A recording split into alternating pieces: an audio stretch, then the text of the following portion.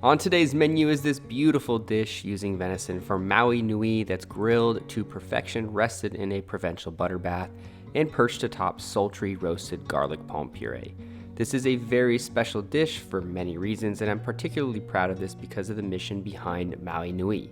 I'll be working with them on a few dishes over the next few months to highlight the versatility of venison, specifically wild Hawaiian axis deer, with down-to-earth home cooking. I'll have info on how to order using my unique code MauiNuiVenison.com/Byron and Maui Nui's Mission in my description box, so make sure to check that out, and let's dive into the kitchen.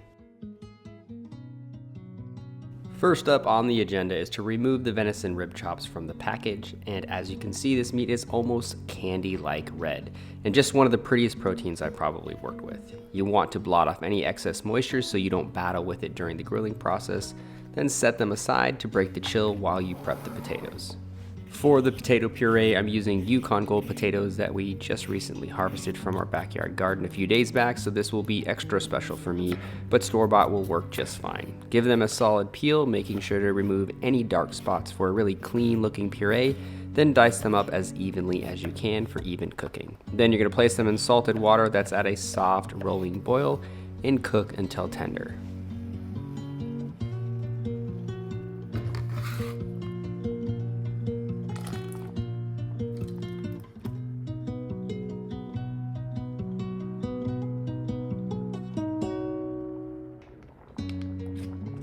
While the potatoes are cooking, get some butter in a small pan along with some fresh crushed garlic cloves, and bring this to a light simmer for about 10 to 15 minutes or until the garlic is soft and beautifully caramelized.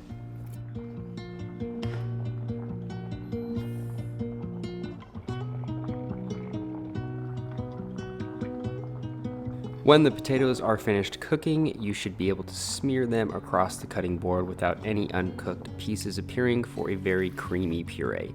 Drain the potatoes and allow them to steam off some of that excess moisture for a minute or two before passing them through a fine mesh strainer. Pass the roasted garlic through as well towards the end, then return this to a warm stovetop.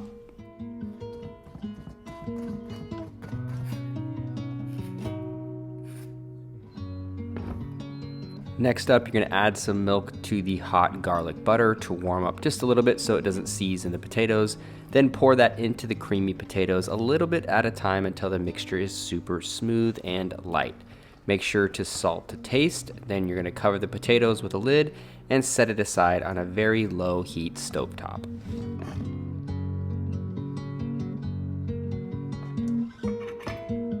Now it is time to prepare the beautiful Maui Nui Rib Chops, and I'm going to start by grinding a mixture of red, green, and black peppercorns in a mortar and pestle until coarsely ground. Then you're going to season the chops with kosher salt and the medley of peppercorns on both sides. Place the chops on a very hot grill or grill pan like I'm using here for clean grill marks and a lightly charred exterior. Also make sure to give the bones a light grill towards the end to make sure they're roasted off as well. This takes about 2 minutes or so per side, plus a little time on the bone.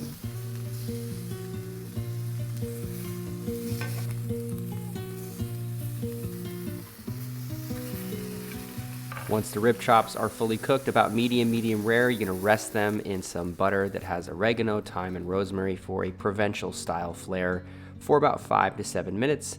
Then it is time to plate this up.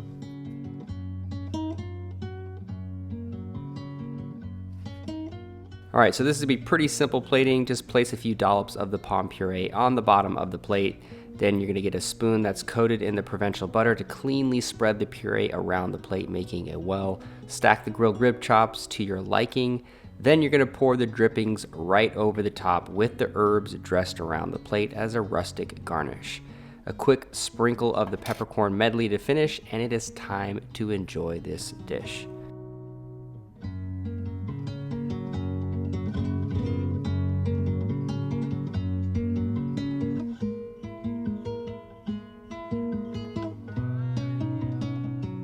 This preparation works just about all year long with seasonal vegetables such as wilted or roasted greens, squash gratins, red wine sauce reductions, and much more.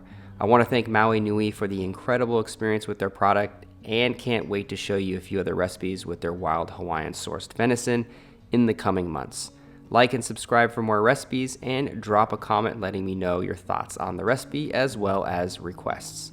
I'll see you guys next time with another video. Later, folks.